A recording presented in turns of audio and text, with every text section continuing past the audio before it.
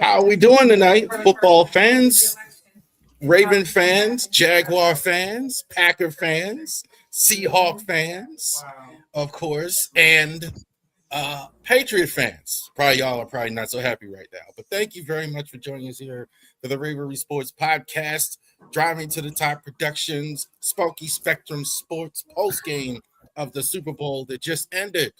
And we have a new Super Bowl champion in the National Football League, the Seattle Seahawks, with the dark side defense as well. Before we get to that, like and subscribe to all of our social media platforms as well. 100 of you on the Ravery Sports Podcast, over 400 on Driving to the Top Productions. Dylan now over 100 as well as on our platform. So definitely check out all of our platforms as well. And also to Ravery Sports blog spot. Definitely just started. We're going to be talking about the game tomorrow. We write the blog every day. It's available at 6 a.m. So Ravery Sports at Blogspot, and you right there watching, you go ahead, subscribe to Driving to the Top, subscribe to Spunky Spectrum Sports, and subscribe to Ravery Sports Podcast right now. Go ahead and do it right now. All right, gentlemen, we just saw it. What's up, Jack Wagons? That's what somebody calls. I think that's a compliment, boys. Hey, I'll take it. So, what you guys think? Go ahead, start, Dylan. I must say, when we look back on this defense, we're going to look back on this Seattle dark side defense, much like your Ravens in 2000, the Bronco no-fly zone, or the Seattle Legion and Boom defense. I mean, what Seattle did tonight was in many ways a throwback Super Bowl to like some of those great Super Bowls. I mean, Seattle, I thought, dominated. I mean, final score might have been closer than what it should have been, but Seattle just dominated, really flustered New England. Came with enough pressure, but that Seattle defensive line and that secondary just gave New England nothing all night long. Yeah, I agree with Dylan on that one, Rev. I think what we saw was one of the most dominant overall defensive performances we've seen in a Super Bowl in quite some time. Dylan pretty much hit all the key points that I was going to make. They continued to blitz, and put the pressure on Drake May because much like Sam Darnold, the Patriots had an inexperienced quarterback in this situation as well. And Mike McDonald and his staff, credit to them, they came out with the game plan that they did not deviate from. They continued to put pressure on May. They continued to switch up defensive packages, and it obviously flustered May. They got to him a little bit. And even though the Patriots made it interesting there in the last 5 or 6 minutes with a couple of touchdowns, by and large, this was still a great all-around defensive performance. I told Dylan before the show backstage, I thought overall it was kind of a boring game, to be honest with you. But I'm happy for Sam Darnold, the San Clemente kid. Congratulations on him winning the Super Bowl. I feel good for him, overcoming all this adversity. to finally getting to the top of the NFL mountain. So congratulations to him. And as far as the Patriots are concerned, look, we don't know if they're going to be back on this stage again. We assume they will because they have a young nucleus returning. We assume that this is only just the beginning of Drake May's ascension into the ranks of the NFL's elite quarterbacks. But hey, Dan Marino never made it back to the Super Bowl after his rookie year. So you just never know. But congratulations to the Seahawks and their fans. They deserved it. They came out, they played the better game, they won, and they deserve to win.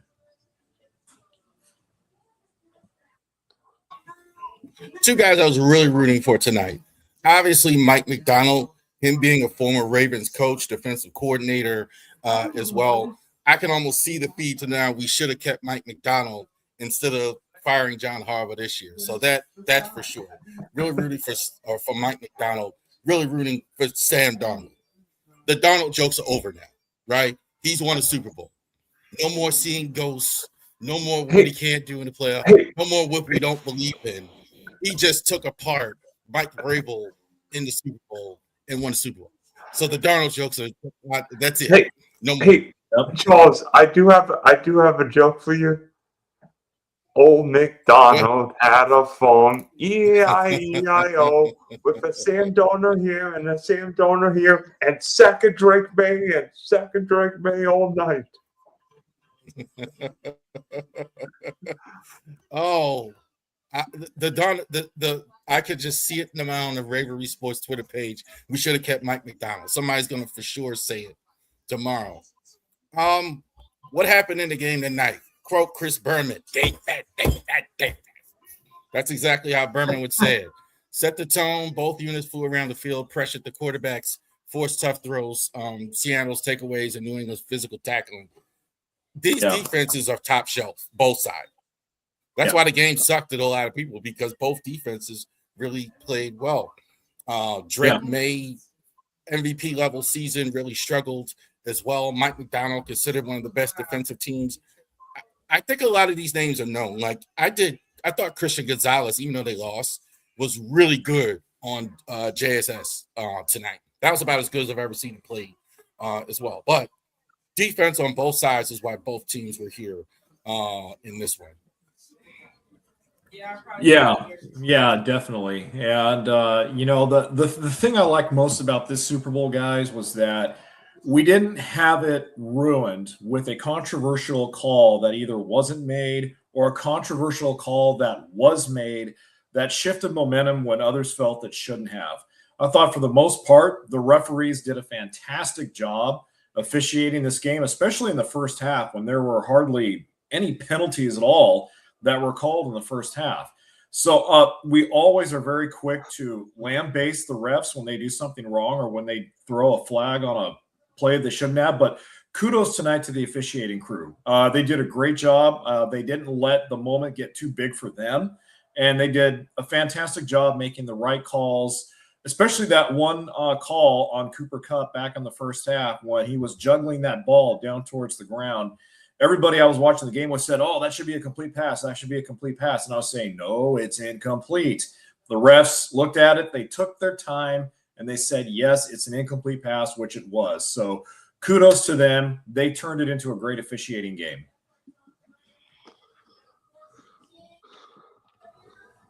The best officials in the Super Bowl, yes, right? They kind of go through the same thing. You did well in this game. You did well in this game. And clearly, and a lot of times, I think you're right. You see bad officiating in this game. There was none of that tonight. I thought the refs basically let the guys play on the field. Totally agree with that as well. I give him an A+. I don't know if the stats are exactly right. I'm sorry, go ahead. I was just saying exactly right because I wrote it before the end. Darnold 19 of 38, 1 TD. Seattle leaned on Kenneth Walker 135. And again, I was like right before maybe the finish here because I was getting ready for the stream.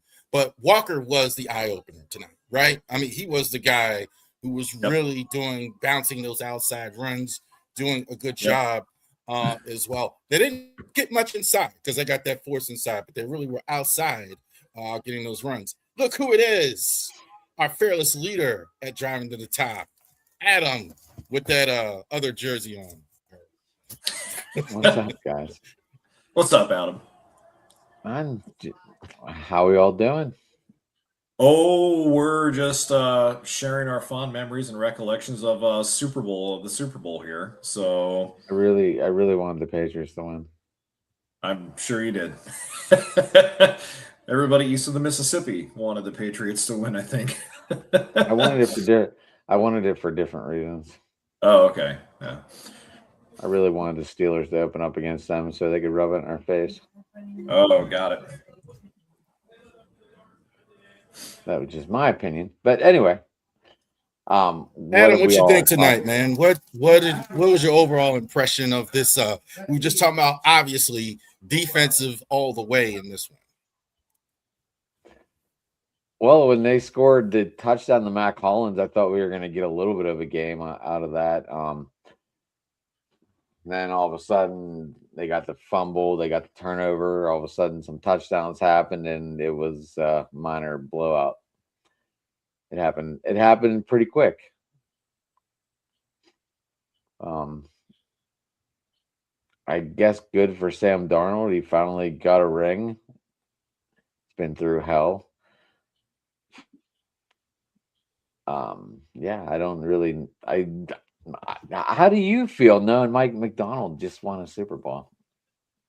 I was rooting all the way for Mike McDonald tonight.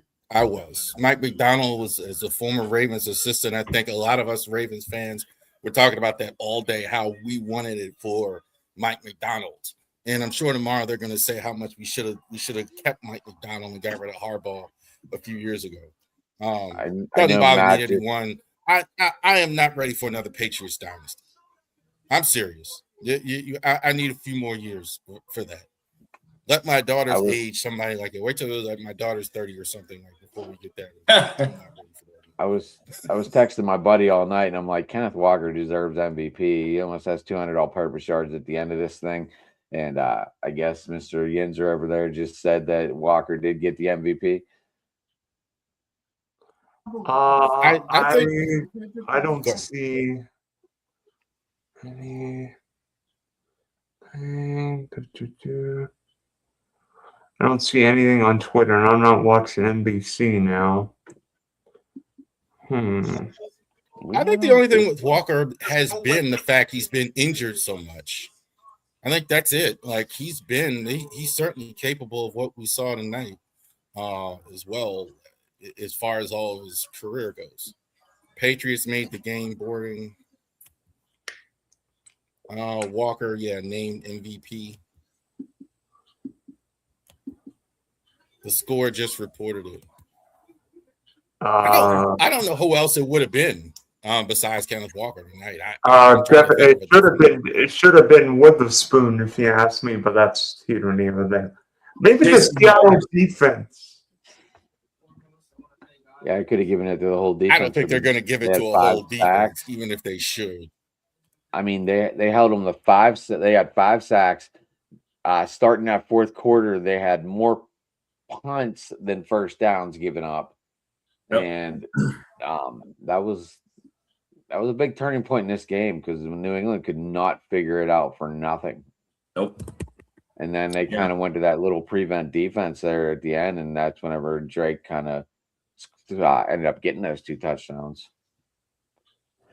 Yeah, Adam, I was just telling Rav and Dylan that I give the officiating crew tonight an A++ for the job they did on the field. I know in the last, few years or so, whether it's the Super Bowl or championship games or whatever, we've been accustomed to watching that one critical play that's not made by the refs that shifts momentum of the game, or that one critical play that they don't call that changes momentum of the game. And that didn't happen tonight. The refs did a fantastic job calling this game. They made all the right calls when they should have. So kudos. We're always so quick to bash the refs for the calls they don't make. But tonight, we need to give credit to them for calling a clean game, making it a clean Super Bowl that wasn't decided by the refs, and one where the refs didn't make it about themselves.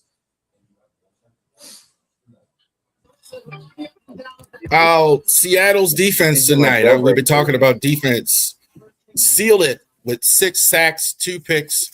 Also, Dick Drake 240 yards and 2 TDs as well. Both defenses were good. Seattle's defense got the turnovers. the key turnover to go ahead to flip the field position, the interceptions and things like that. So as good as New England was, I think on defense, they didn't make the plays that Seattle did. That was the difference in the game as well. I kind of before the stream pregame when I did that, I said that the special teams is going to matter. Also, to rookie kicker for New England, 5 field goals for Myers. Jason Myers. It looked, it really looked like they were more. I thought they were more polished on special teams tonight, but the Seahawks defense really did something. It's official now.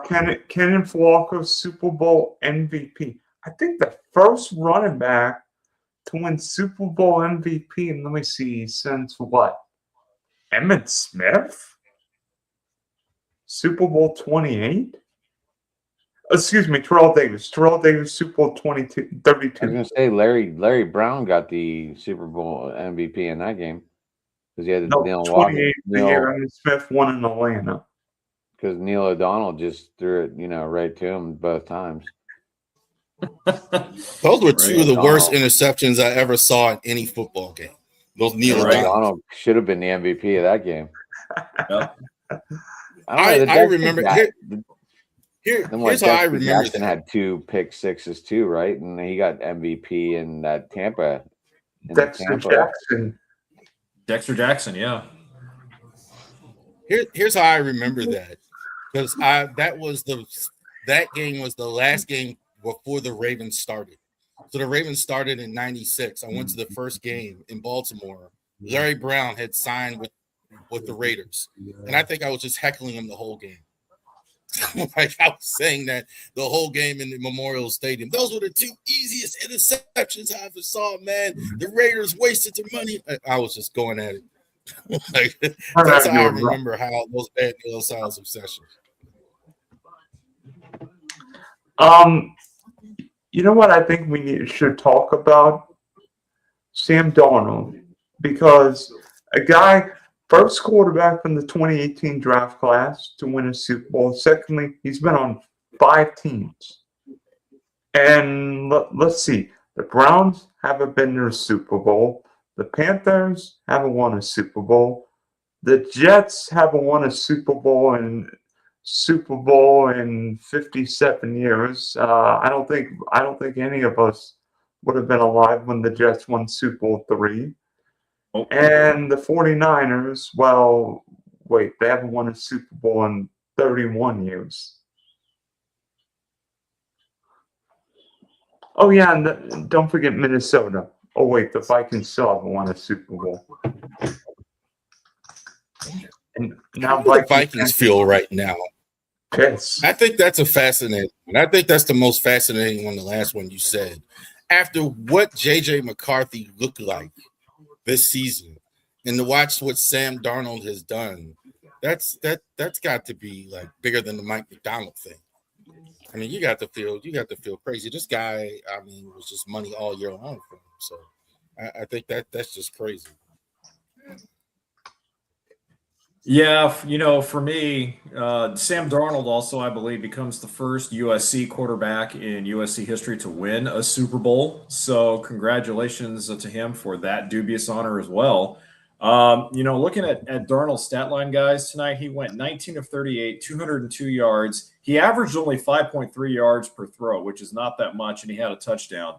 The stat line isn't sexy, but ultimately, he stood in there in the pocket and made the plays when they had to be made. And even though he had his fair share of pressure from the New England defense, he still withstood he weathered the storm and did a good job, I felt. Again, the stat line isn't indicative of the job that he did, but sometimes being a Super Bowl winning quarterback doesn't mean you throw for 400 yards. It's how well you deal with defense. It's how well you adjust in game. And I thought he did that. And again, he had to make the throws when he had to make the throws, and he did it. So congratulations to Sam. He definitely deserves this. Hopefully, guys, the monkey gets Isn't that his home? Isn't that his home too? Well, he's from San Clemente. USC is actually located near Long Beach. San Clemente is a couple hours further south as you're heading down towards San Diego. All right, home state, I guess. Yeah, home state, yeah, California. So, but yeah, so I feel great for Sam because He's got the shit end of the stick on a couple of occasions here. So good for him. I'm happy for him. All right, real quick. Mike McDonald, under Mike McDonald's guidance, they've captured the Lombardi Trophy, dominant season, coaching decisions, making an NFL elite young coaches. Top 10 coach, guys. McDonald now is that cemented? It's close, Rav. The reason I'm still hesitant is because one Super Bowl is great, okay? And then, one Super Bowl as a coach, player, whatever is great. But if you really want to be considered truly one of the greats, especially in this day and age where the results-driven industry is all about championships, I think you need to win more than one. I mean, Mike Tomlin was never considered great, even though he won one with the Steelers. Okay, I was just about to get there, Jed. I'm glad you spoke in before I had to go. So look, he's good. He's good. I was like, don't judge the horse yet, boys. Exactly. Tomlin won one after his second year too. Let me just say this. Let me just say this, Rav. With John Schneider, with former Green Bay Packer executive John Schneider running the helm of that ship, Seattle is in very good shape to continue to run this back. And if McDonald can take his team back, and if he can win 2 of the next 3 Super Bowls, even 2 of the next 4 Super Bowls, then we can officially put him in one of the greatest coaches comparison. But right now, let's feel good for him. But let's kind of pump the brakes and see what he does in the next 2 or 3 seasons, especially with salary cap being what it is. The salary cap is going to rise next year, by the way.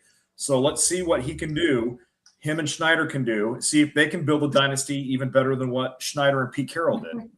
By the way, Seattle's second youngest team in the NFL. Yes, they are. Mm-hmm. I'm sure Seattle's ready to put him on Mount Hood out there already. By the way, could you say in many ways tonight was a throwback performance? Because Sam Darnold didn't throw for a ton of yards, but it seemed like he managed the game. I mean, early, Sam took some shots, and there were some plays where Sam threw it away or took the check down. Some plays like, all right, we'll just run the ball, punt the ball because our defense playing great, and you're not going to score on us. When your running back runs for the most yards in Super Bowl history in the first half, you don't have to do too much. Yeah, I mean, if you run the ball, stop the other team from scoring, don't turn it over, guess what? You win the game. Those are all of Mike McDonald's team's identities. When he was at Michigan with Jim Harbaugh, that's what they did. When he was in Baltimore, that's what they did. So him as head coach, you guys feel good for Jay Harbaugh too, right? Jay is dead. He gets a Super Bowl trophy before. Yep. That end is on. One year when we won it the last time, he had both sons on, so he would have got one either way in that situation. But I think I'm putting him in the top 10 right now. I'm putting Mike McDonald in the top 5 right now. Especially with all the coaches that are gone now, that have left. So all time or just this year? Right now. Well, this year. I'm not talking about ever. I'm talking about top 10 coach in the league right now. Oh, top he's the number 1 coach of the year right now because he won the Super Bowl of the year. You can't. I mean, really, you're gonna who you putting above him or below him? My top 5 coaches, if I were doing a list right now, I'm just asking because I mean you're putting Mike McDonald in your top 10. Andy Reid, Sean Payton, Mike McDonald, and probably Vrabel. This is not how I would have voted Coach of the Year, but we're just doing this year. For not Coach of the Year, but who I would take coaching my team right now. Oh, okay. Yeah, I thought you were going. I thought you meant like all time. I was the question is not. No. I'm talking about like best coaches in the league. I was like, there's no way Mike McDonald's on your all-time list already. Maybe. Okay, I misunderstood you. Then I'm sorry. Yes. All right. Yeah, so Jay, you thought they were going all time, didn't you? I did. I misunderstood. That's what I thought, and then I was like following your lead, and I'm like, there's no way. Maybe this year he's the number 1 coach of the year right now because he just won the Super Bowl. I mean, that's hard to dispute right now. All right. So all time, let's talk about that. The Hall of Fame.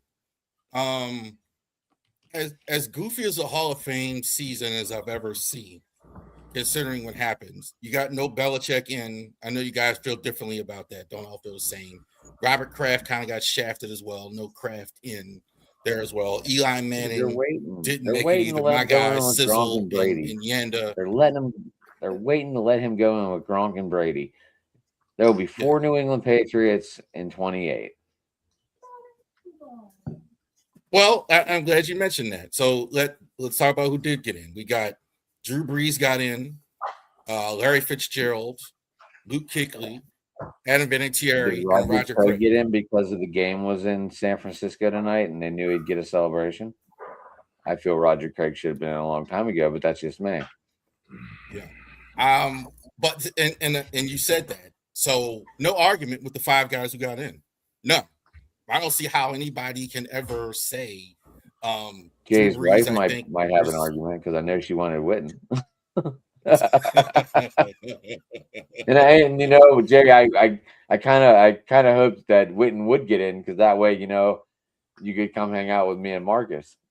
Well, I got to be honest with you. I don't care if Witten didn't get in. I'm still considering flying out there to Canton and hooking up with you guys. Rav, you gonna drive over? But to Canton, Ohio? Yeah. I haven't been since Ray Lewis got in.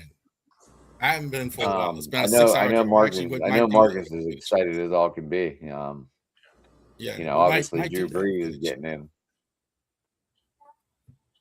But yeah, we agree. No argument about who got in, right? Considering all the drama and stuff like that. Craig might be the greatest receiving back in the history of the NFL.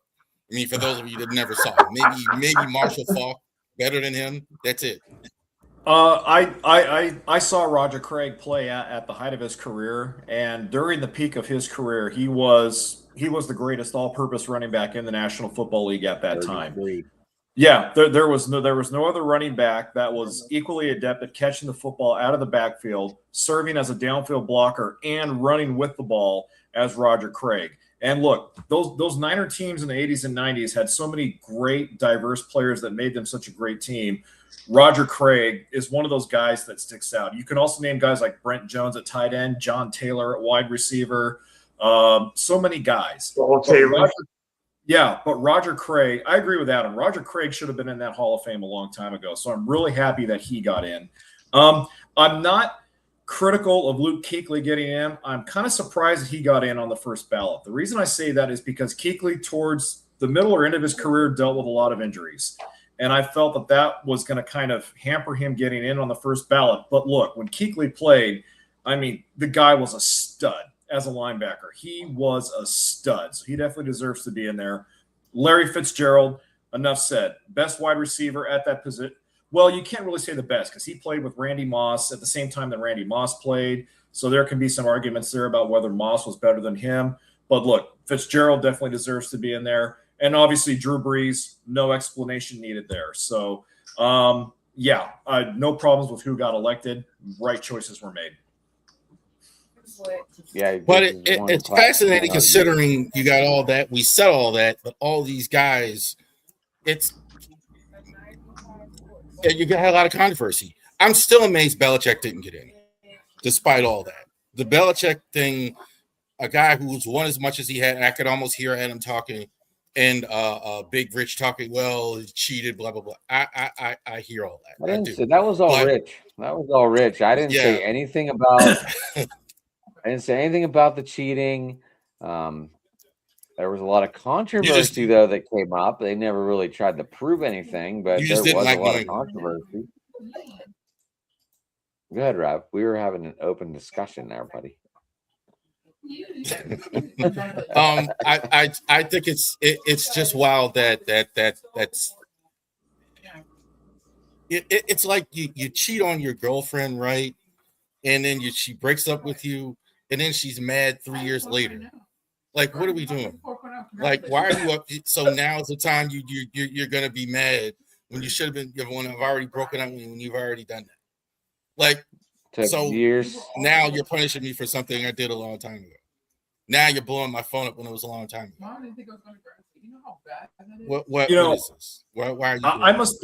must be one of the few people, Rev, in America that is not perturbed about either Belichick or Kraft getting in, because I'm like, it's a Hall of Fame. It's not going anywhere. And even though these guys can stay on the ballot for an X amount of years before they drop off, they are going to get in eventually. Look, Bill Walsh didn't make it in on the first ballot. 28. Don Shula didn't make it in, on the first ballot. Even Chuck Noll didn't make it in on the first ballot. Well, maybe he did. I don't remember.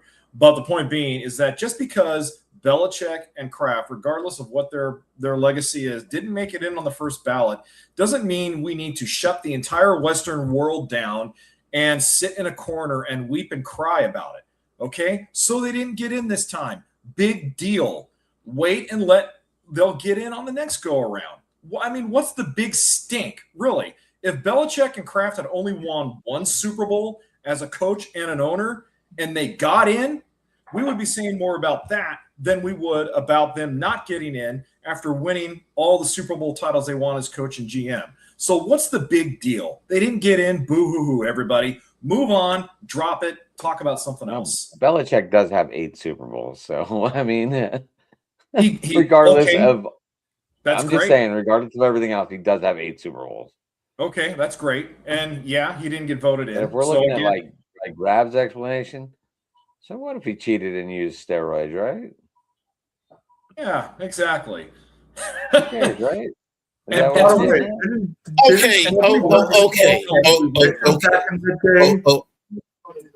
long as he puts some money on the game, who cares, right? Cheated on it. Okay, so then say that. If you don't think he belongs because of whatever reason, then come out and stand on business. Stand on saying, okay, I didn't vote for him because this guy's a cheater, this guy's or whatever. Everybody's like, well, I can't remember. I voted for him. I don't know. Tony Dungy said, well, I couldn't remember. Like, like, I won't touch. Just stop. Just stop. Yeah, Dungy's full. Either you don't think he is, or that's it then. Because there's no borderline to it.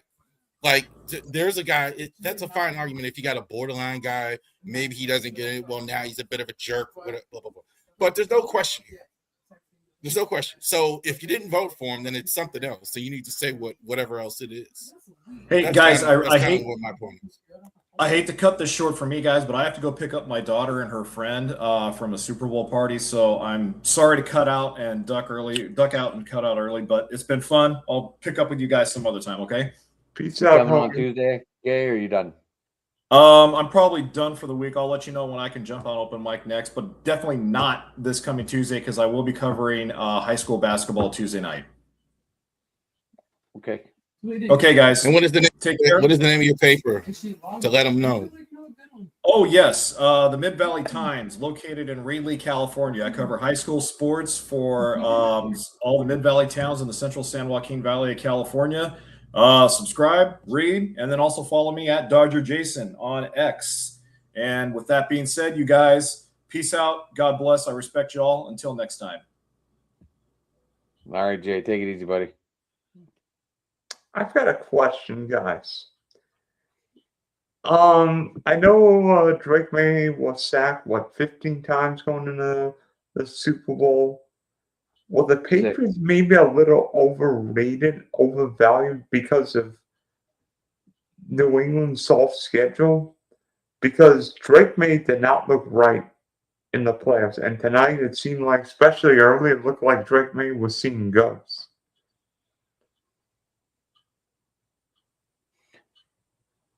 He seemed we still want to see ghosts. I don't think the Patriots were overvalued. I thought, but that was a weakness. Their O-line wasn't very good. I thought Campbell.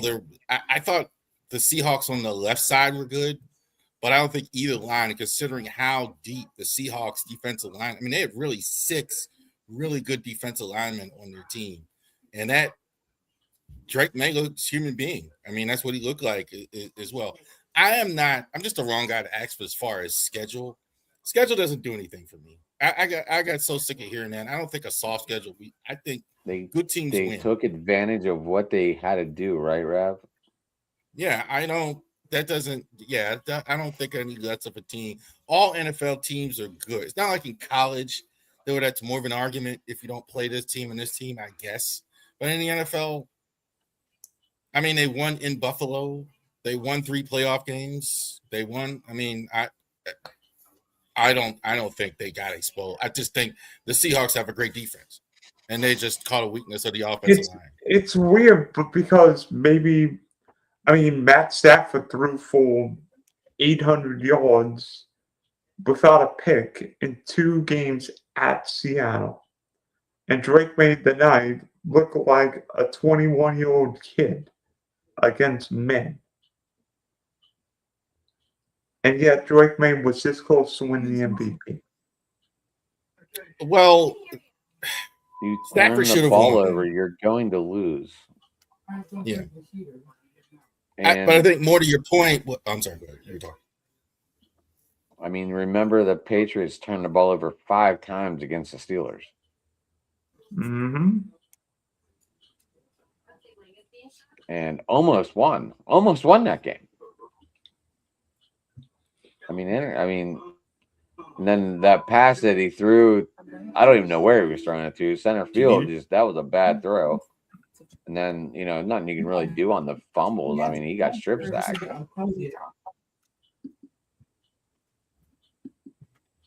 But they were only rushing 4. That is the more concerning part, that the Seahawks were only rushing 4 all game almost. It looked like Philly last year with how often Vic Fangio's defense was coming after Mahomes. Well, the Stafford point you were making, Stafford's and the Seahawks, they're in the same division. So he was more familiar with them. So I think that always matters. Like when the Ravens Steelers play, no matter what, they're familiar with each other, even the Browns or the Bengals. So that's kind of part of that as well. And it showed. He just wasn't. He hadn't seen a defense like this before. Neither Vrabel hadn't seen it a whole lot. As good as Coach Vrabel is, he hadn't seen a defense a whole lot like this. And their offensive line, again, I thought was the Achilles heel of the team. I think everything else is there. They really need in the draft. That's their number one need.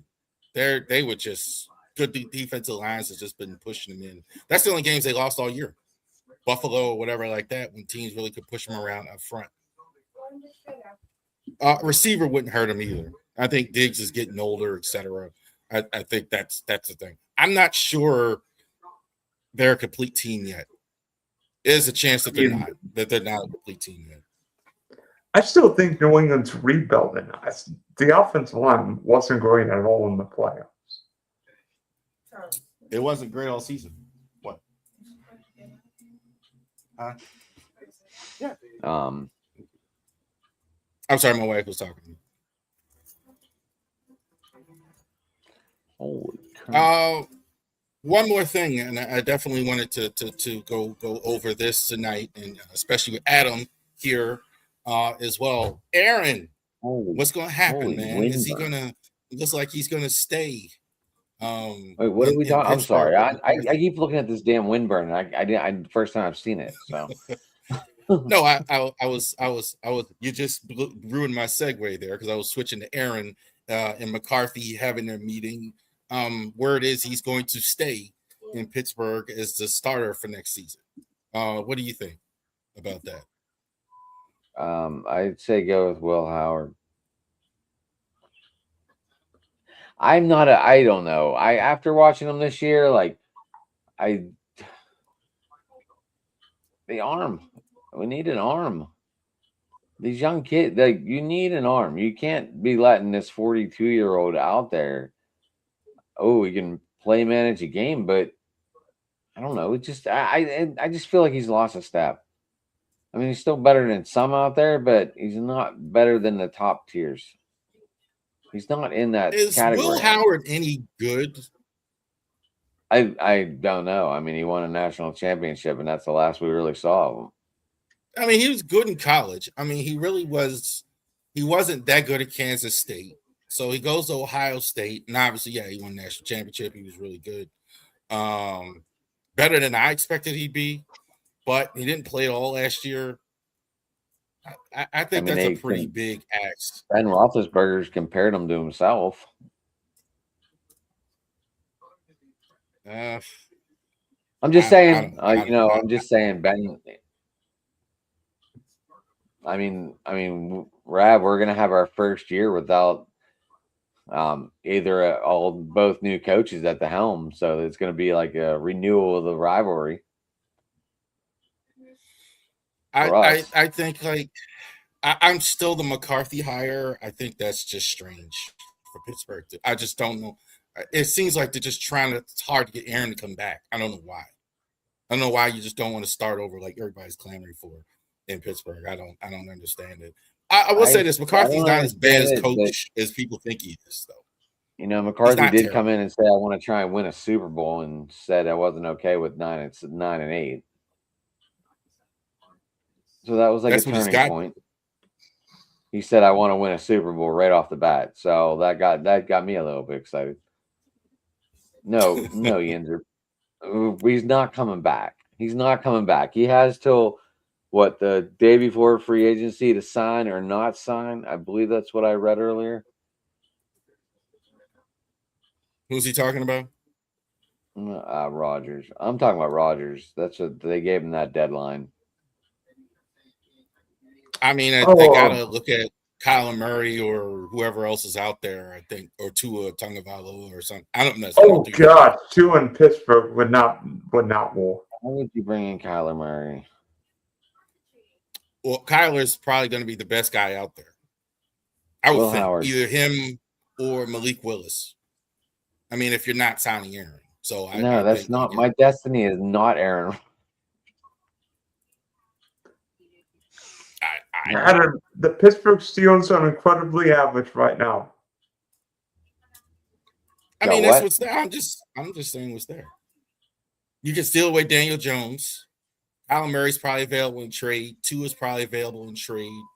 You could try Malik Willis. I think he's going to sign with Miami because a lot of the staff in Green Bay is in Miami. He's a concussion away from dying. I'm not saying you would. I'm just saying that's what's there. I'm just saying, like, why would you want to take that risk? I don't but that's just me. By the way, guys, go ahead. I know we've talked so much about the game. What do you all think of the commercials? Because I thought 92% of them stunk. I'm curious to see how Coke responds to the polar bear thing. I need you guys' help with a serious football. The polar bears were drinking Pepsi, in case you missed that. I mean, the Budweiser commercial was nice. With the Eagle, that commercial was out before that. I saw that commercial. I don't know. Maybe it would have been on YouTube. I don't know. But I remember seeing that commercial with the Eagle. I asked my family because I don't watch any of the commercials. I didn't watch any of that crap or the halftime. Do you need to switch headphones and let them come on for you, Rob, and talk about the commercial? I like Backstreet and Nights. She like Backstreet and the Nights. Does she want to come on and talk about it, Rob? She's more than welcome. I know they don't want to. I didn't really pay attention to any of the commercials. That was the only one I saw was the polar bears drinking the Pepsi, and I was like, "What the hell?" You know what I did do this week as well too, and I wrote about it in the blog, like the Bud Bowl. There's a channel like for the Bud Bowl, like for Bud Bowl 1. I didn't even know they had 8. I watched the Bud Bowl. I mean, that was cool stuff. Now that was a Bud. It was Bud versus Bud Light, right? Bud versus Bud. Bud Bowl 3 was the best one because they had Bud Dry. They signed Bud Dry. That's the rookie quarterback. Then that's where we're talking. That's a Super Bowl commercial. But that's about all I got for you as far I really didn't pay attention. Like I said, the only commercial I really caught was the polar bears drinking Pepsi because it threw me off completely. I was two-stepping to Bad Bunny. I wasn't with you, bro. I don't know him. Oh God! The only reason I even ever heard of him is he was in WWE wrestling Damian Priest. That's the only reason I even knew who he was. Like, I mean, I was wondering, like, what was Bad Bunny wearing? Because I never saw a second of his halftime show. That's not Bad Bunny. I never watched it. I haven't watched it. The last time I watched, I was hyped up about halftime was in Living Color. years ago when they had the halftime show and they was going to make people watch. That was a long time ago. And then after that, they had Michael Jackson. That's it. I don't think I've watched. I was excited about a halftime since. I did watch 50 I thought and the Mary Justin J. And then Timberlake. that was it. Justin Timberlake had a good halftime show. Justin Yeah, and he Timberlake. striptease half of the Not the show. tit one. I'm talking about the second one where he did the thing for Prince and the he redid a couple Prince songs on there, and then he went out in the crowd and took photos with them. I'm talking about for entertainment value. That was all I remember. I like the But I tit thought one that better. I like that one. That's just me. But again, I don't. I really like somebody in the chat. Tell me, why do you guys care about who's at halftime? There was a lot of people like protesting and all upset. Who cares? Just Look, go they watch could have it. had Green Day and Why do you Metallica, care? both Bay born. They could have let them two rock it out. They're both from the Bay. They could have just stuck with hometown stuff. They had Green Day before the game, I think. I did see Right, that. but they should have had them two for the main act. They were, and I always enjoy Lift Every Voice when sing. I just love the song. I always like it when the song. So I've always enjoyed that. That's about, but again, I don't know why people get upset. Who's there? Who cares? Don't watch. Go get a drink. Go get a beer. Why are you watching it? Why are you upset? Whoever's there. That's just me. I'm just simple, I guess. It was on my TV, so I just watched. I don't even know what I was doing, but I know it was on TV, and I saw him walking through cornfields and shit. And I'm like, "What the hell is this?" I'll tell you where I was for the halftime show. Right in this chair, in my office. Yeah, I hear you, man. I mean, you could probably see from the shirt what I was doing. I have no idea. Oh, I did get a jailbreak shirt finally. Oh, you were watching the other halftime show there. Yes. Yes, this is actually a Jack. Let me see. This is a Jaguar Freedom shirt. I didn't even. I was playing with my dog, so. I mean, that's cool too. I mean, if you want to watch the I think Turning Point or whatever. I mean, that's whatever. I mean, I just don't understand why people care. I think that in general. I'm just weird that way in general. Why do we care about the dumbest stuff sometimes? People get mad about the wrong things. Who cares? I mean, people got mad. People, I know like a lot of African Americans got mad that people were singing at Trump's inauguration and all that stuff. Who cares if they're singing at inauguration? Who cares? I mean, it's not important. I mean, we got people starving and all that in this country. Why are we caring about the wrong, like, dumb stuff? I mean, if Trump wants to pick somebody, we should not make it political. Like if George W. Bush wanted to have Celine Dion sing at his inauguration, that's fine. I mean, people like Celine Dion or Hillary Duff or George Strait or ZZ Top or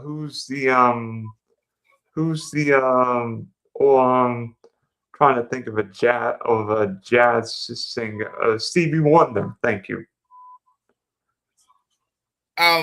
Chris Rock said it too. Like when there was a protest of the Oscars one year, and everybody was saying he should quit. It's like, let somebody else quit. I'm gonna get my money. You know what I'm saying? Why you're gonna? I think Toby Keith. I think Toby Keith was the big one.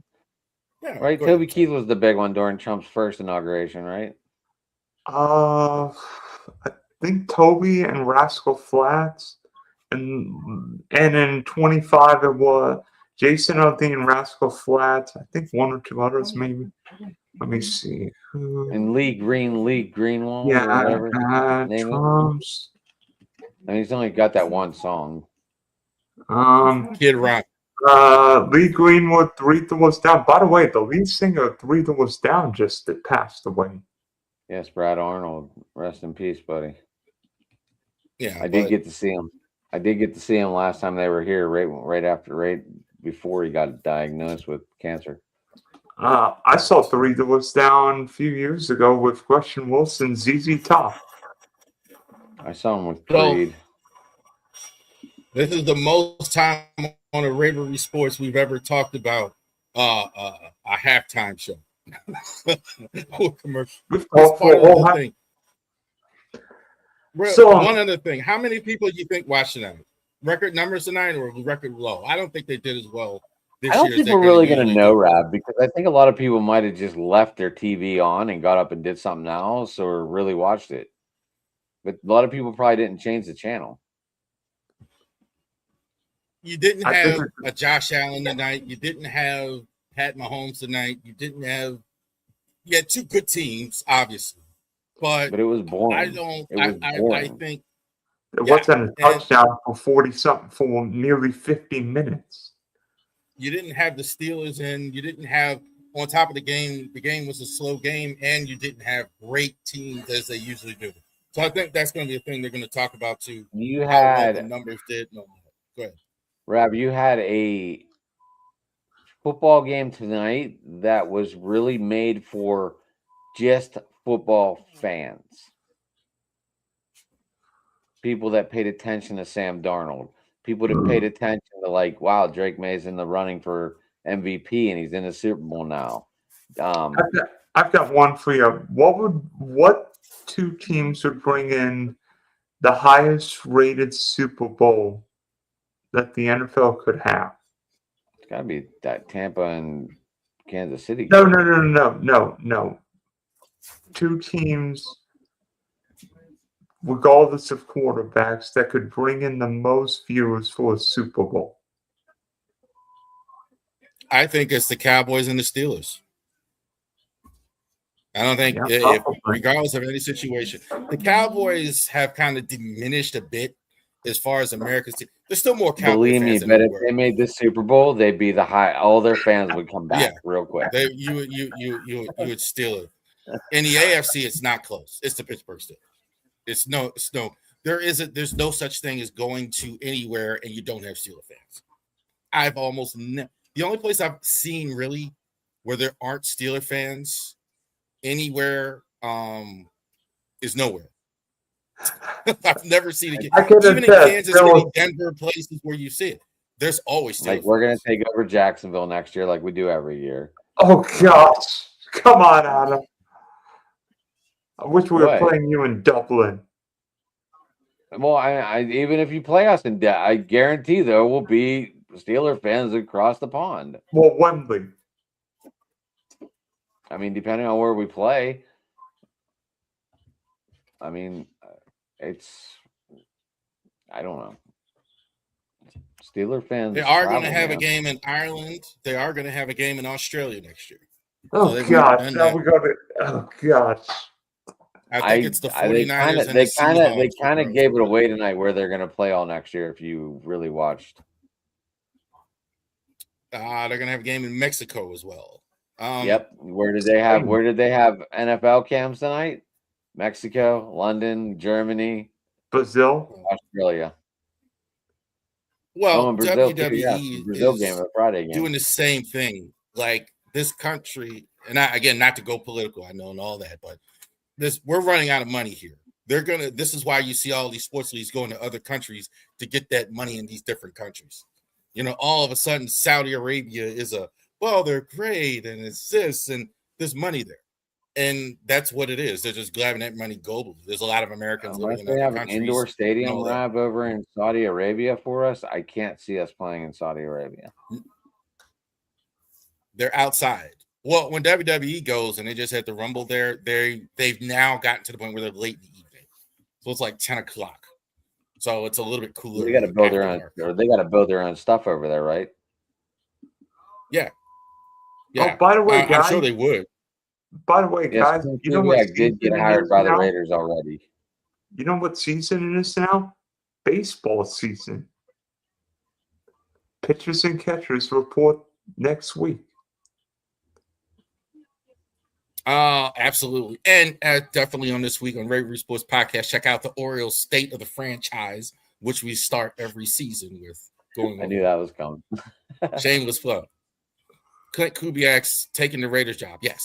So the only reason why that wasn't announced yet already there is because the Seahawks won the Super Bowl and you can't announce it until they're actually done. But that was decided last week. So That tomorrow was or decided earlier Tuesday, this week, wasn't it, Rav? yeah, but they can't announce it while the Seahawks are in. So the Seahawks, now that the season's over, they can go ahead and announce that Clint Kubiak has been formally as the Because Raiders coach. because Arizona just went ahead and hired McCleary, right? Or Yeah, LaFleur. Mike LaFleur, the brother yeah, of because Matt they LaFleur. said Kubiak was going to the Raiders. That was the report earlier this week. Yeah, he's going to the Raiders. They just couldn't announce it yet because the Seahawks were he's still working for Seattle. So if he wanted to work in the Super Bowl, they had to wait another week for him to formally announce. And I'm assuming they're going to do that tomorrow or Tuesday and formally announce him as coach. He I'm took sure that job because you're going to have they'll wait Mendoza till there. the parade there and stuff. Clint Kubiak will be the only young coach in that division with 3 goats. I think I still would have taken that job over Arizona. Those are my choices. I mean, I don't see why. I mean, good luck in Arizona. So you talk about goats. You got McVay, McDonald, and Kyle Shanahan. Good luck with that. And no quarterback, maybe a quarterback that you have to move or that's legal. Yeah, I was going to say, what's Arizona doing for a quarterback?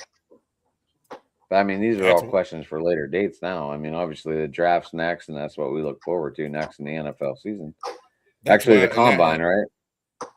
Yeah, and our good friend Jeremy got credentials to go to the combine and the draft. Oh, Jeremy is writing for 3 different outfits now. So yeah, South Florida he Tribune, got credentials. So Roundtable. He's coming to town. I'm gonna try and hook up with him. Jeremy is really doing something, man. So good for him. We all know his challenges behind the scenes there that he had, and he's I'm sure he won't do enough that news on the air, but I just kind of blurted it out. Oops. Well, so act dumb, all right? Act dumb if he says anything. It's on his page there, South Florida Tribune. By the way, what Olympic event would you want to? Would you want? What Olympic event would you love to compete in if you could?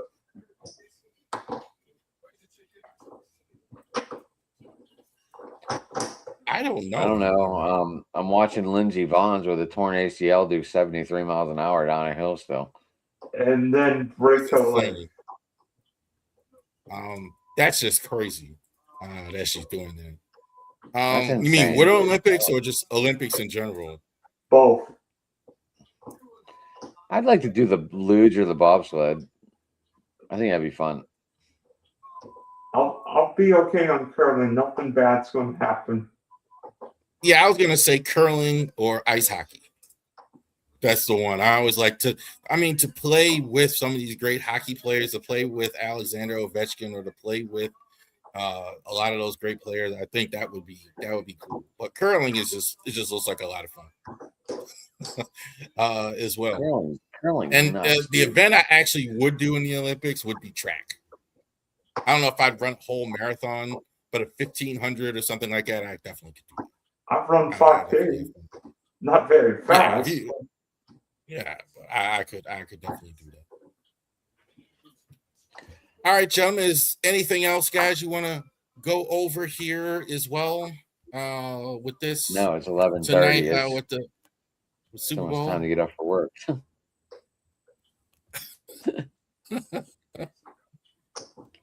I don't sleep, brother. Some of y'all do. You don't so sleep, all right.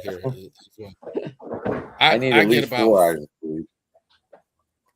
That's about mostly what I do. If I get about 6 hours, that's good. There are some days, I will say, where I'm just tired. Usually it's a Friday or Saturday, or sometimes, especially if I get a day off during the week, which usually doesn't happen, I'll just lay back a little bit, get a little bit in, whatever. But that's it. What time's that race tonight, Dylan? So I know one of my sons is going to end up going to bed. You're kidding, right? Yeah, school night, and Josh goes, "Oh, I'm staying up to watch the F1 race." At 3 o'clock in the morning. Oh my god! He's a big F1 guy, man. Oh, I know. It's crazy, absolutely crazy. But anyway, All right. you can get me at Sports Talking It on Twitter, guys. You can get me at Driving to the Top Productions. Rab, you took down the emblem. I was looking for Did the I emblem. take down what? The emblem. It was 3 Driving people to the here. I Top didn't take emblem. down anything. It's 3 people Your here. studio. Are That's we in why your you can't see studio? it. Are we in your studio? Yes, we're in the. Yes, it's 3 It's not people. in That's that why you corner. can't I see don't it. see it in that corner. It's not in the corner.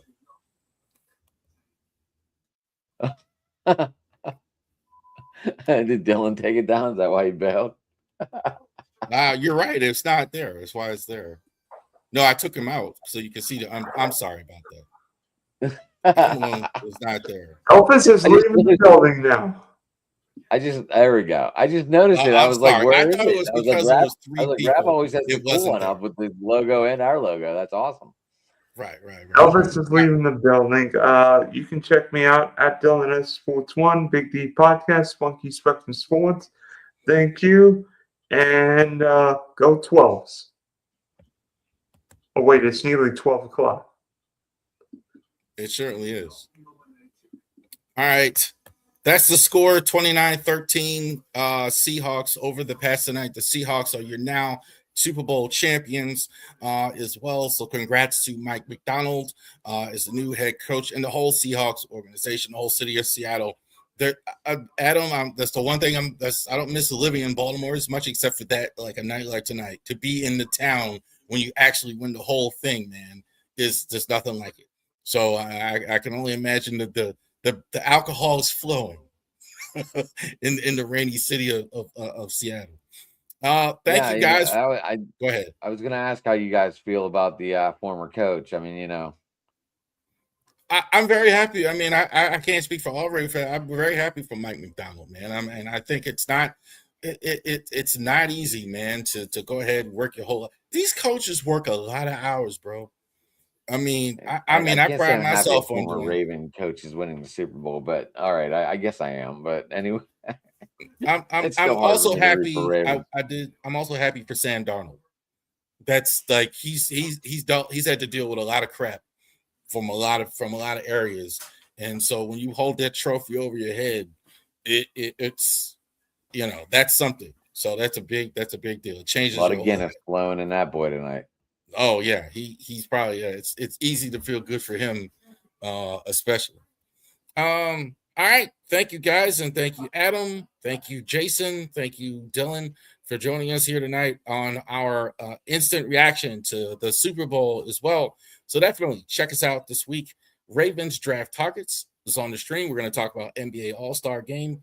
We're going to talk about the top 10 best third basemen in the MLB this week, and also too, we are going to do, like I said, state of the franchise as well for the Orioles. Spring training is starting this week for everybody. So thank you guys for joining us here on our instant reaction. You guys enjoy the rest of your day. Have a good one, guys. Thanks.